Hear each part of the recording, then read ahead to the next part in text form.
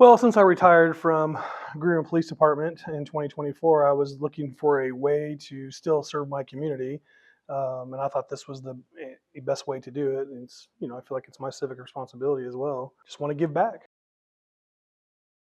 Well, I've been a Johnson County resident for 30 years, just a little 30 years, and been in government since I was 18, essentially. So maybe with like a year lapse, but um, and then seeing how um, some of the inner workings go with first responders and how that plays out, and then also seeing how um, budgetary items work and seeing how that plays out in the first responder realm is like what can what monies go where and things like that. So I have a little bit of experience about that kind of stuff. So I just like, I mean, I've been in Greenwood for 30 years, worked in Greenwood for 20 years, and I've watched it grow. I remember when County Line in Emerson was a four-way stop, and I've watched it grow. So it's really seeing how the infrastructure works and how it just builds. The community builds up is what I like, and I want to be more involved with that aspect as opposed to being just in the first responder realm. Well, the top priorities would be, the budget is the main concern of the county council body, but fiscally conservative, making sure that we run a tight budget. We only fund the necessary things that need to be funded.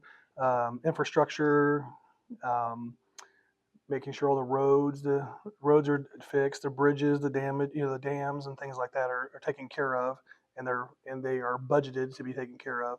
And then first responders within the community, like the sheriff's department, and making sure that they are funded and they have what they need to be be successful. Well, I don't want to cut anything. You gotta.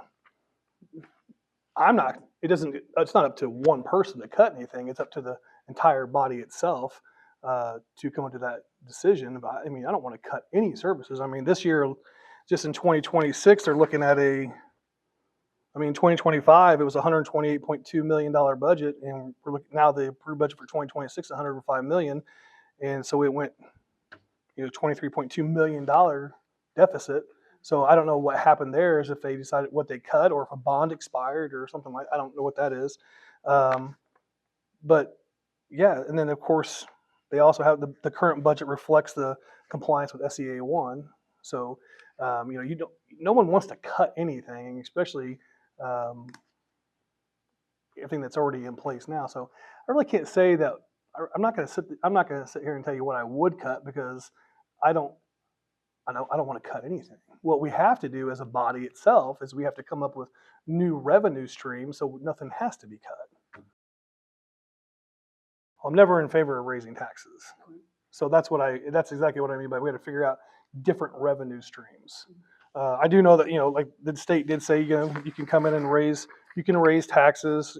Johnson County's taxes at 1.4% right now, which is pretty good. So they want to try to allow municipalities by 2028 to allow to adopt their own the lit rates, the local income tax. So I mean, like I said, I would only be one person within the body to decide that. But no, I don't think anybody's ever in favor of raising taxes. I think we could. Um, I would hope that we could find different revenue streams, and that's really what I want to focus on.